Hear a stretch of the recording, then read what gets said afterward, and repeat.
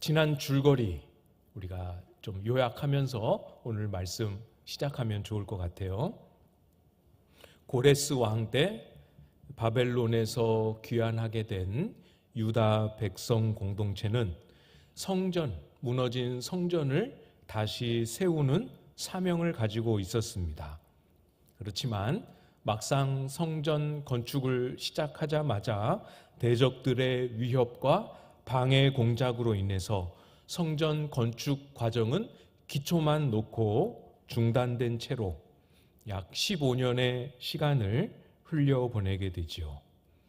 유다 백성들은 이런 시련이 일어나는 걸 보니 하나님의 때가 아니구나 이렇게 핑계하고 합리화하면서 사명을 잃어버린 채로 자신들의 일상을 먹고 사는 일에만 머물러 있는 모습 우리가 함께 살펴봤지요. 하나님께서는 다리오 왕 2년에 선지자 학개를 보내셔서 자기의 일상에 무너져 있는 이 유다 백성들을 다시 불러 일으키십니다. 그들에게 말씀을 주시며 한 걸음 한 걸음 그 백성들을 이끄셔서 결국 어제 우리가 마지막으로 도착했던 하나님의 인도하심의 지점, 하나님께서 그들의 마음을 감동시키셨지요. 이것이 영적인 각성이었다. 이렇게 우리가 어제 살펴봤습니다. 영적 각성을 통해 유다 공동체 그 백성들을 깨우시고 잃어버린 성전 재건의 사명을 다시 회복시켜 주셨습니다. 다시 공사가 시작됐습니다.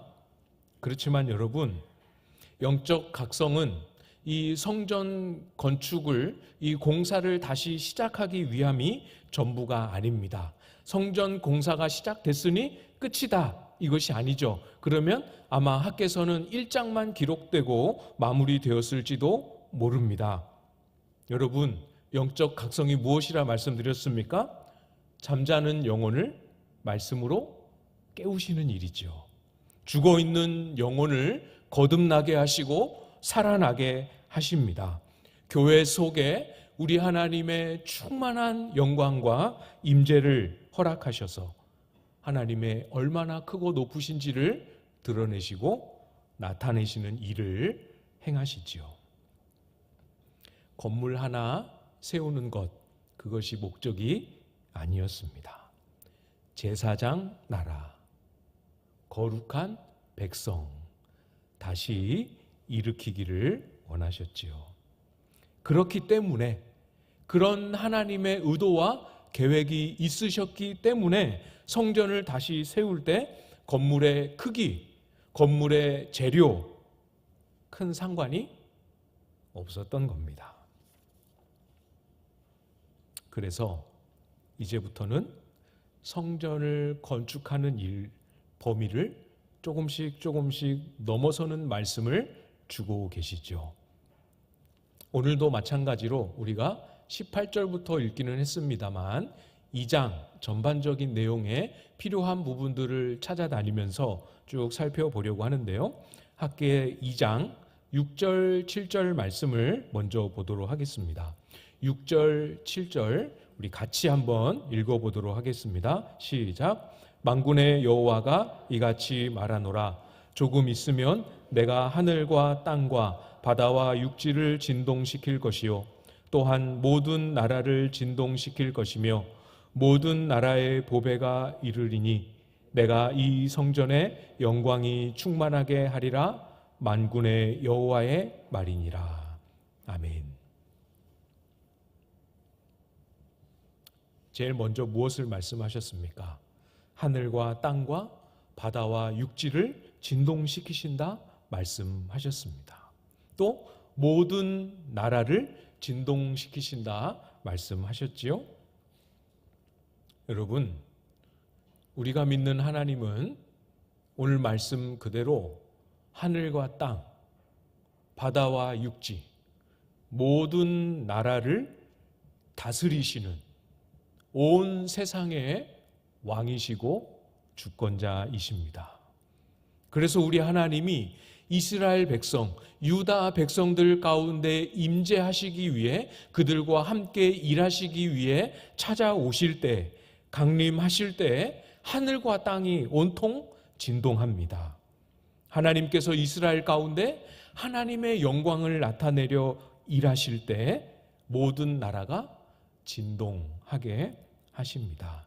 문자적인 의미도 있고 상징적인 의미도 같이 들어 있습니다. 문자적인 의미로 생각을 해보면 출애굽기 19장에 하나님과 이스라엘 백성 사이에 시내산에서 언약이 체결될 때 언약을 맺으시기 위해 하나님이 시내산에 강림하시게 됩니다. 그때에도 하나님께서 불과 연기 가운데 강림하실 때에 온 산이 진동했었지요.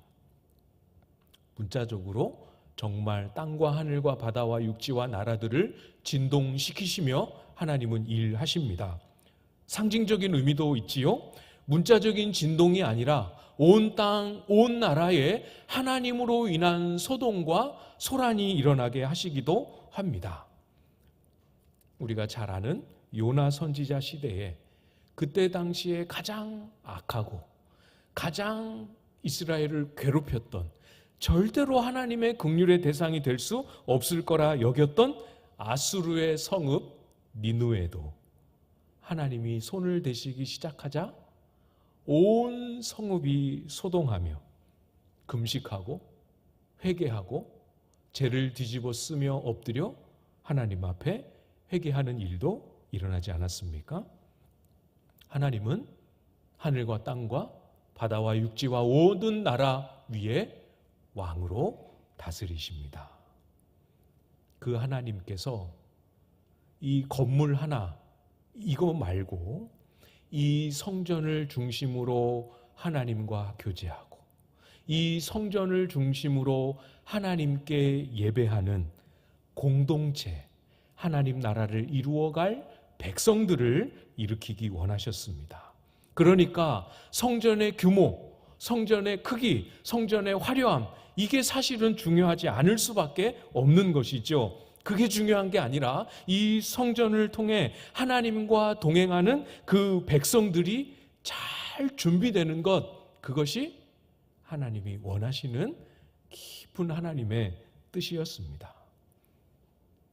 그 백성들을 잘 세우셔서 그 백성을 통하여 하나님의 영광과 찬송이 되게 하시기를 원하셨습니다. 그래서 여러분 8절에도 한번 보십시오. 2장 8절. 은도 내 것이요 금도 내 것이니라 만군의 여호와의 말이니라. 이게 무슨 말씀이겠습니까? 온 세상의 은이 다 내 것이다. 온 세상의 금도 다 내 것이다.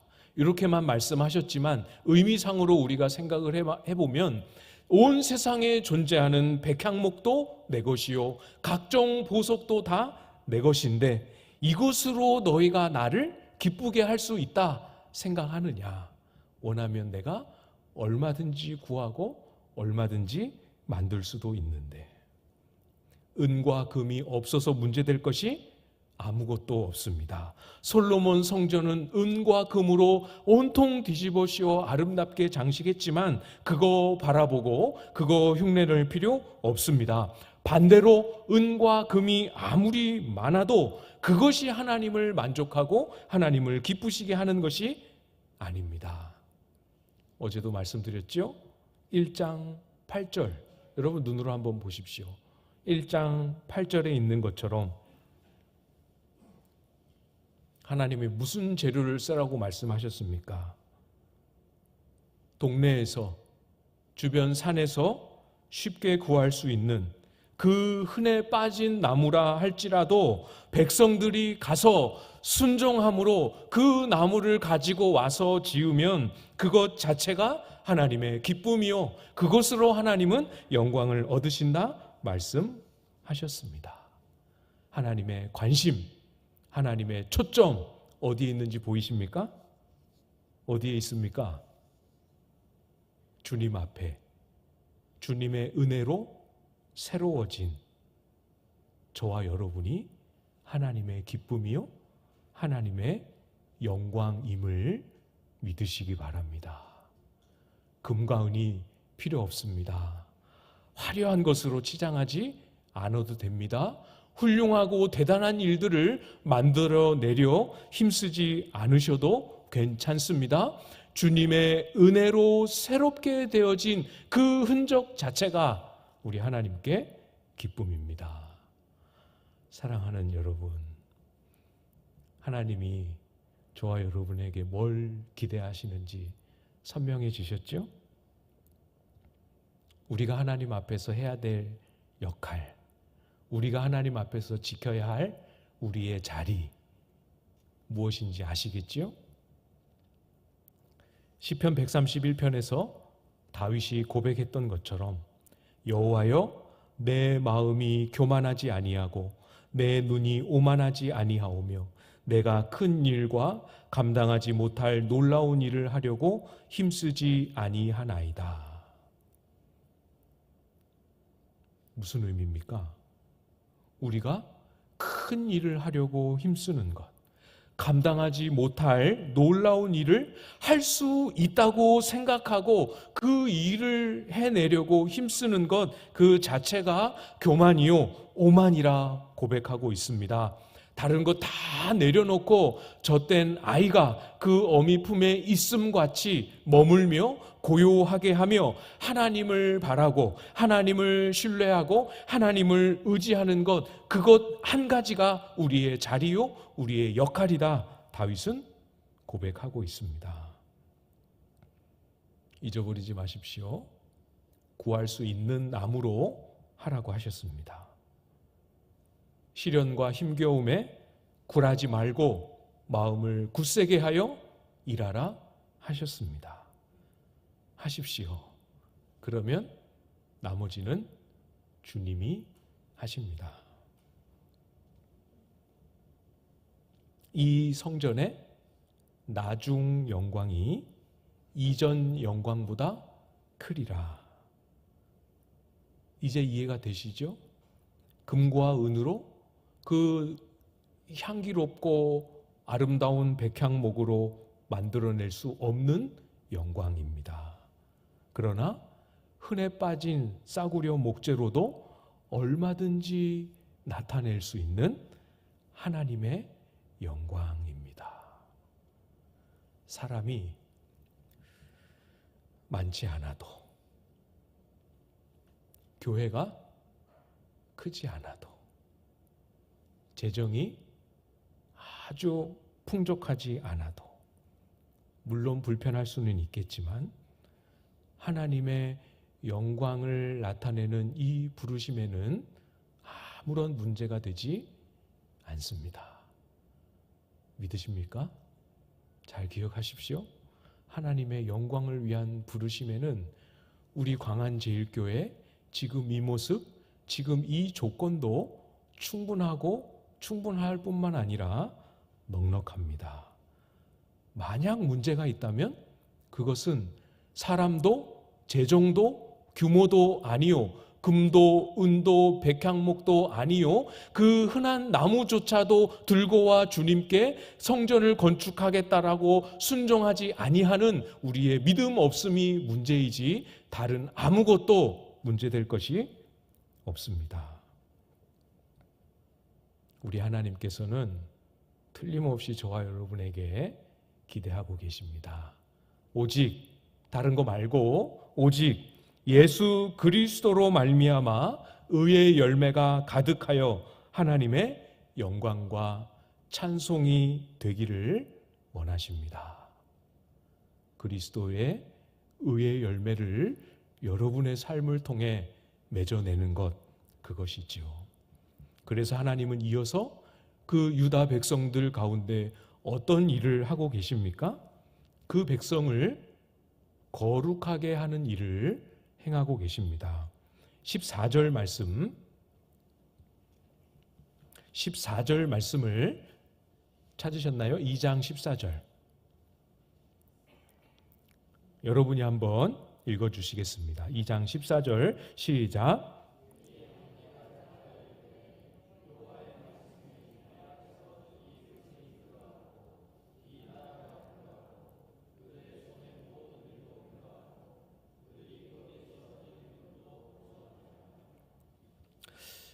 이제 이쯤 오면 이제 성전을 짓는 직접적인 것과는 연결점이 많이 멀리 떨어져 있는 것처럼 보이는 말씀들을 주시죠. 유다 백성들이, 그 나라가, 그 손의 모든 일도, 그들이 드리는 것도 전부 어떻다 말씀하셨습니까? 네, 부정하다. 왜 부정하다 하시죠? 무엇 때문에 그 백성과 나라와 모든 것과 드리는 모든 것까지 부정하다 하십니까? 본래 유다 백성이 부정한 가운데 있었기 때문입니다. 바벨론에 70년을 살았습니다. 여러분, 바벨론에 살면서 부정을 피할 수 없지요. 절대로 피할 수 없습니다. 물론 바벨론에 살면서도 경건을 위하여 치열하게 몸부림치며 하나님 앞에 섰던, 그래서 하나님의 특별한 은혜를 입었었던 소수의 사람들, 거룩함을 유지했던 소수의 사람들이 있기는 있습니다. 그렇지만 그 거룩은 정말 애쓰고 힘쓰고 정말 노력해야 조금씩 이루어갈 수 있지만, 죄와 부정함은 어떻습니까? 요즘 죄를 너무 안 짓는 것 같아 고민하며 죄를 짓기 위해 힘쓰고 죄를 짓기 위해 훈련받고 노력하시는 분들이 있습니까? 없잖아요. 그렇게 하지 않아도 가만히 놔두면 아주 자연스럽게, 그리고 아주 신속하게 죄와 부정은 노력하지 않아도 쉽게 이루어집니다. 그렇죠?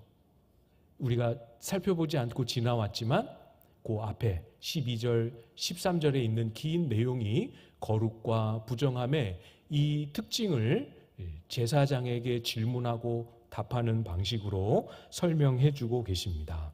거룩은 저절로 접촉된다고 쉽게 이루어지지 않습니다. 거룩은 죄 가운데 있는 사람들을 건져내시고 살리시고 죄 가운데 있었던 사람들을 새롭게 변화시키시는 하나님의 손을 거칠 때에만 가능합니다. 거룩하게 하시는 유일한 존재인 하나님의 손에 우리 자신이 맡겨질 때에만 가능합니다.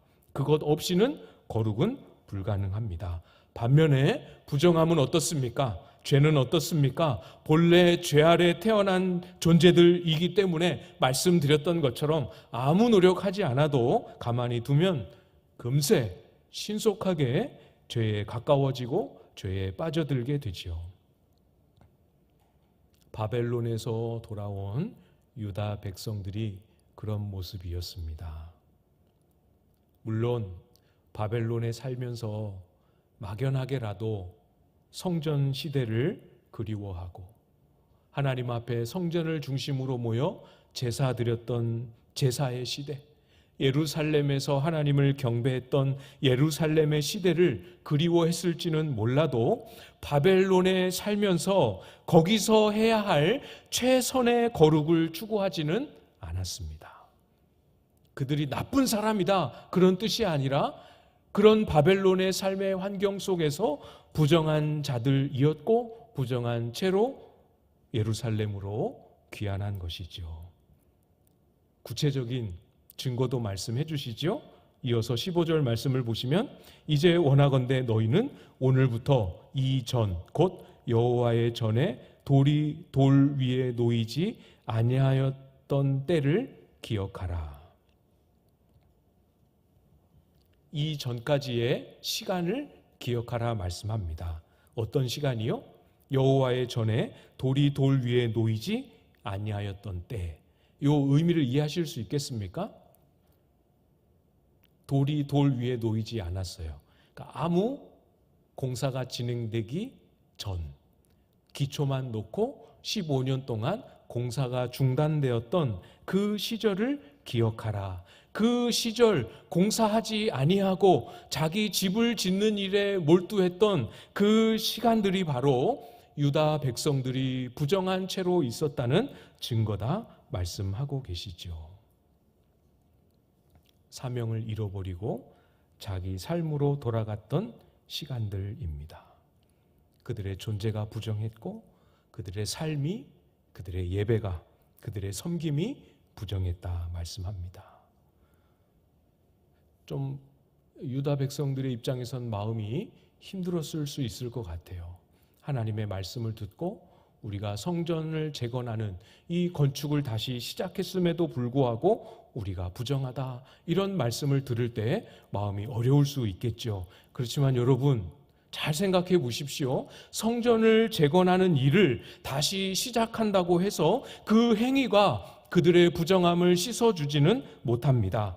그들이 하나님 앞에 부정함으로 그들의 삶에 곤궁과 궁핍이 임했습니다. 사명을 잃어버린 15년의 시간 동안 하나님은 다양한 방식으로 그들이 돌이키기를 기대하고 훈육하시고 돌이킬 기회와 돌이킬 메시지를 주셨습니다. 그러나 돌아오지 않았지요. 17절 맨 마지막을 한번 보십시오. 17절 맨 마지막. 너희가 내게로 돌이키지 아니하였느니라. 하나님의 영광을 위하여 그 백성을 거룩하게 하시길 원합니다.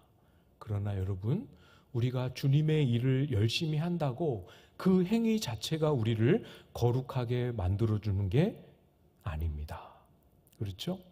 우리가 거룩한 일을 열심히 한다고 그 행동 자체가 우리를 거룩하게 만들어주지 못합니다.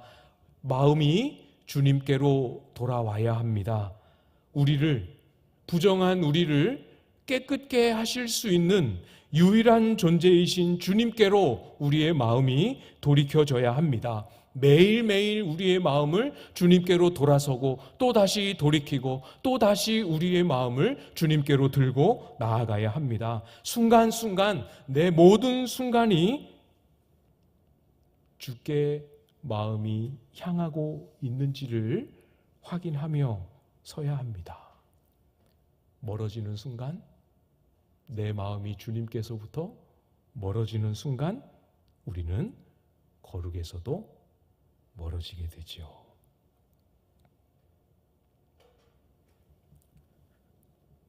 언제부턴가 제가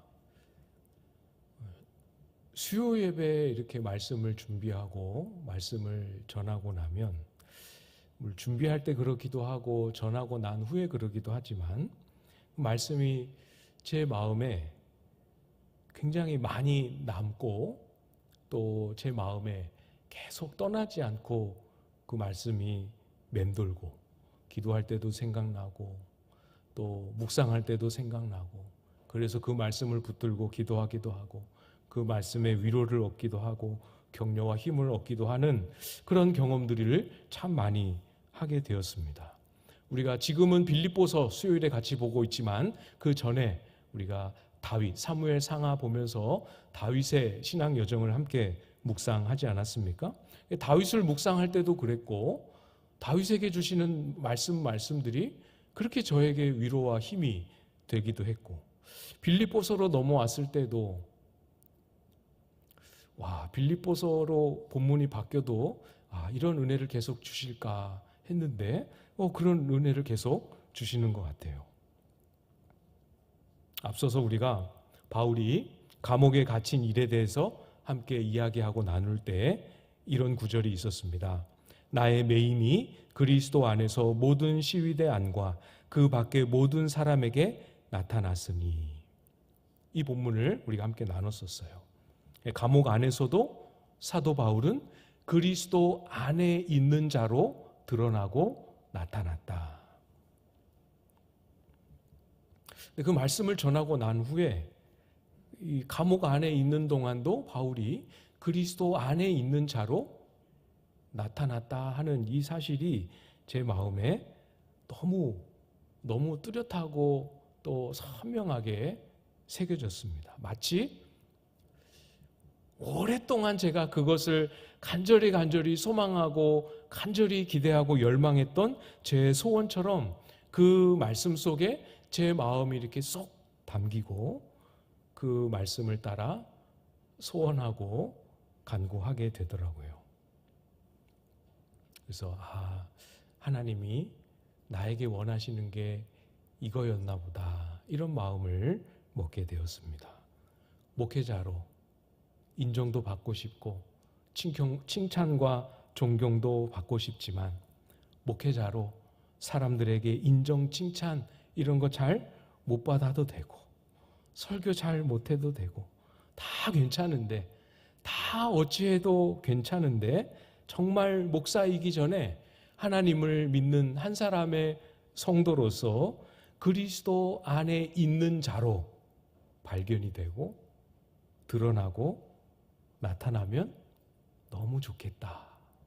이런 마음이 제 안에 생겼습니다. 사람들이 나를 싫어해도 내 안에 계시는 그리스도만은 발견하고 그리스도만은 마주칠 수 있다면 너무너무 기쁘고 감사하겠다. 모든 것을 다 얻고 모든 것을 다 누려도 목회자로서 그리스도 안에 있는 자로 내가 발견되지 못한다면 얼마나 나는 불행한 목회자인가. 그러면서 제 마음 속에 그리스도와 동행하며 그리스도 안에 있는 자로 살아간다라는 게 그렇게 어려운 건 또 아니구나 하는 것을 깨닫게 됩니다. 이 말씀 사경회를 준비하는 게 쉽진 않거든요. 이 심적인 부담이 상당히 큽니다. 주일 설교보다 사실 분량이 더 많은 이 설교를 주중에 이제 여러 번을 준비하고 나눠야 하기 때문에 시간적인 것도 그렇고 이 심적인 부담도 큽니다. 준비하다가 이제 한 번씩 막히기 시작하면 이 스트레스가 막 밀려오기 시작합니다. 괴롭죠. 빨리빨리 이게 진척이 돼야 되는데 그래야 뒤에 내가 개호로 이렇게 구상했던 그 흐름들이 잊어버리지 않고 딱 이렇게 맞아지는데 막 스트레스를 받습니다. 그런데 이제는 안 괴롭습니다. 그리스도 안에 있는 자로 발견되기를 소원하는 이 소원을 말씀에 담아 드리고 난 이후로부터는 별로 괴롭지 않아요. 주님 보고 계시죠? 막혔습니다. 어떻게 하면 좋겠습니까? 이렇게 주님께 물으면 주님께서 생생하게 이렇게 하라 이렇게 말씀해 주시면 좋은데 그렇게 말씀을 해 주시지는 않더라고요. 그렇지만 그동안 내가 배우고 그동안 내가 성경에서 묵상하고 그동안 내가 성경에서 읽었던 예수 그리스도가 어떤 분이신지 알기에 마음속에 확 밀려옵니다. 들리진 않지만 주님이 말씀하시는 것 같지는 않지만 주님께서 마치 이렇게 말씀하실 것 같은 마음이 밀려드는 거죠. 걱정하지 마라. 내가 가만히 있겠니? 쓸 수 있는 대로 쓰고 눈에 보이는 대로 고치고 준비된 대로 가서 서면 된다. 그렇게 말씀하신 건 아닙니다. 그냥 제가 생각한 겁니다. 그러나 주님이 말씀하신다면 그런 말씀을 하시지 않을까 하는 그런 마음에 힘을 얻고 아주 평온한 마음으로 준비하고 서게 됩니다. 사랑하는 여러분, 무엇이 거룩입니까? 무엇이 거룩입니까? 기도를 3시간, 4시간, 5시간, 10시간 하는 것이 거룩입니까? 성경을 100독, 200독 하는 것이 거룩입니까? 금식을 며칠씩 하는 것이 거룩입니까? 거룩을 위하여 그 모든 시간과 과정이 꼭 필요하고 유익하지만 무엇이 거룩입니까? 우리가 그리스도 안에 있고 그리스도께서 내 안에 계셔 그리스도를 믿는 믿음으로 사는 것, 그것이 거룩이다. 성경은 우리에게 가르쳐주고 있지요. 바울 사도가 빌립보서 3장에서 이렇게 선포했습니다. 빌립보서 3장 말씀 7절부터 9절까지 말씀을 제가 읽어드리겠습니다. 잘 한번 귀담아 들어보십시오. 그러나 무엇이든지 내게 유익하던 것을 내가 그리스도를 위하여 다 해로 여길 뿐더러 또한 모든 것을 해로 여김은 내 주 그리스도 예수를 아는 지식이 가장 고상하기 때문이라. 내가 그를 위하여 모든 것을 잃어버리고 배설물로 여김은 그리스도를 얻고 그 안에서 발견되려 함이니 내가 가진 의는 율법에서 난 것이 아니요 오직 그리스도를 믿음으로 말미암은 것이니 곧 믿음으로 하나님께로부터 난 의라. 그리스도를 얻고 그리스도 안에서 발견되려 함이니.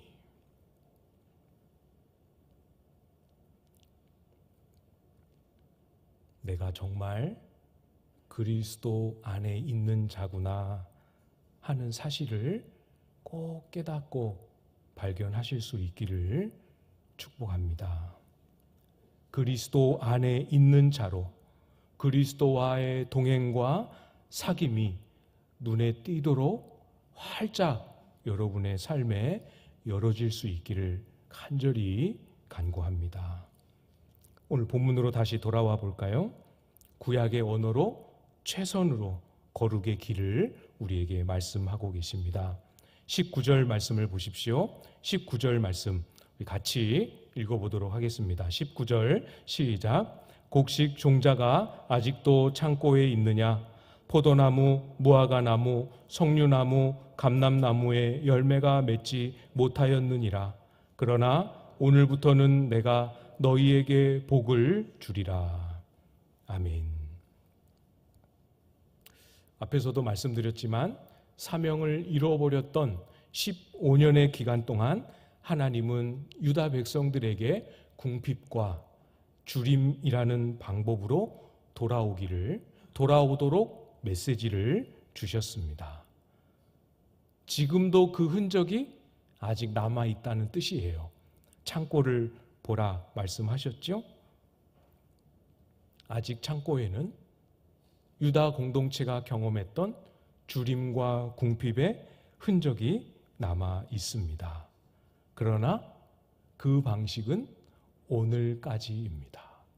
이제 오늘부터는 내가 너희에게 복을 주리라 말씀하십니다.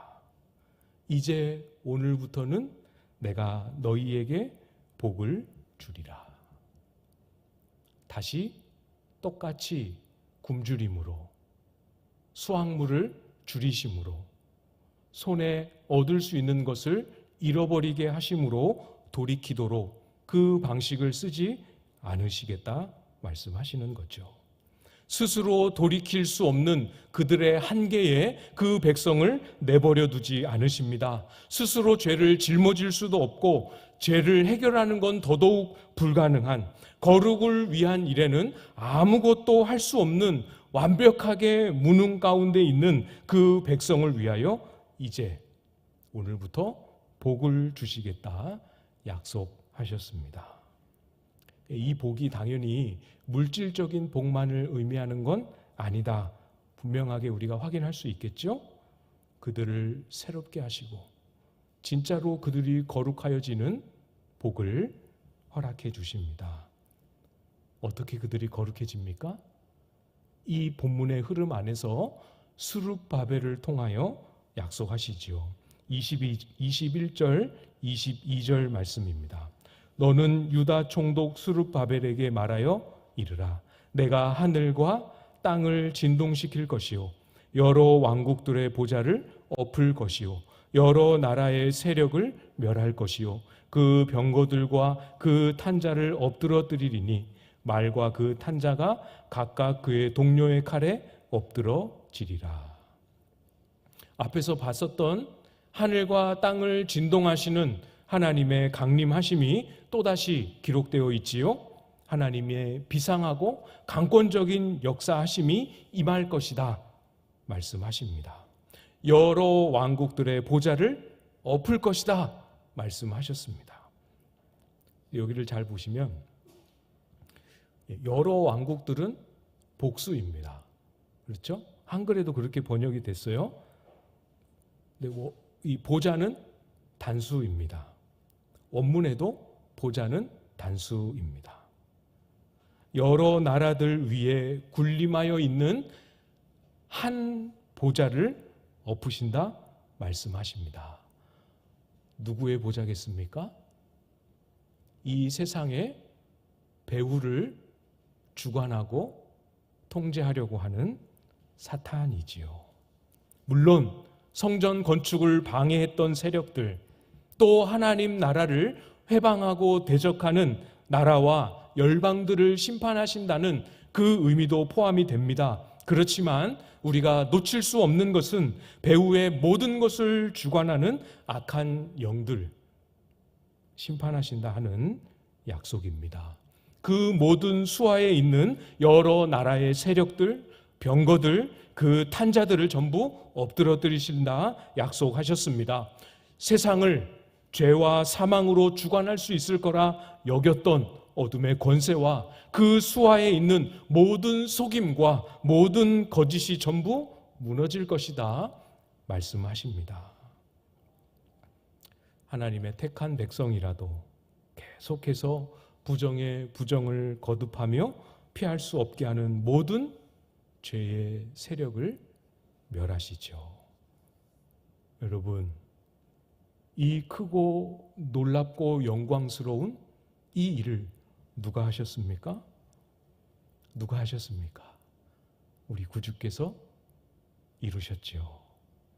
히브리서 2장 14절 말씀에 자녀들은 혈과 육에 속하였음에 그도 또한 같은 모양으로 혈과 육을 함께 지니심은 죽음을 통하여 죽음의 세력을 잡은 자 곧 마귀를 멸하시며 우리와 같이 혈과 육을 함께 지니셨습니다. 친히 혈과 육을 가지고 친히 우리처럼 죽음을 보심으로 죽음의 세력을 잡은 자 마귀를 멸하셨습니다.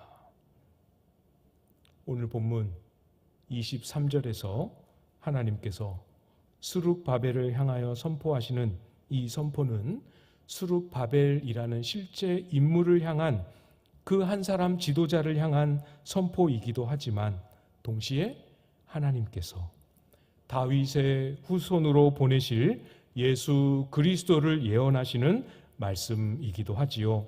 23절 말씀, 그날에 내가 너를 세우고 너를 인장으로 삼으리니 이는 내가 너를 택하였음이니라 만군의 여호와의 말이니라 하시니라.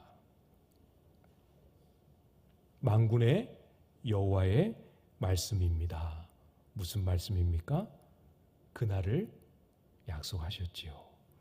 그날을 약속하셨습니다. 그날에 스룹바벨을 세우시듯이 그날에 우리에게 만왕의 왕이신 예수 그리스도를 보내시고 예수 그리스도를 세우시고 그날에 예수 그리스도를 우리 가운데 높이실 것입니다. 여호와의 말씀입니다. 잘 기억하십시오. 그날에 우리 위에 예수 그리스도를 높이 세우시고 우리가 도무지 애써 해도 꾸려지지 않았던 우리의 죄악된 완고한 무릎들을 예수의 이름에 꿇게 하실 것입니다. 모든 이름 위에 예수 이름을 높이실 것입니다. 그날이 되면 우리 속에 그 일을 행하실 것입니다. 믿으십니까? 교회의 역사에 이 영적인 대각성을 일으키시는 때에는 항상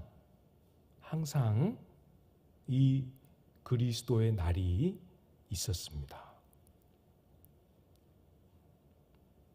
교회가 침체되고 교회가 어두워지면서 점차로 빛을 잃고 사라지며 잊혀진 예수 그리스도의 권세, 예수 그리스도의 능력, 예수 그리스도의 존귀를 다시 교회 안과 밖에 드러내시는 그리스도를 높이시는 그리스도의 날이 영적 대각성에 항상 함께 있었지요.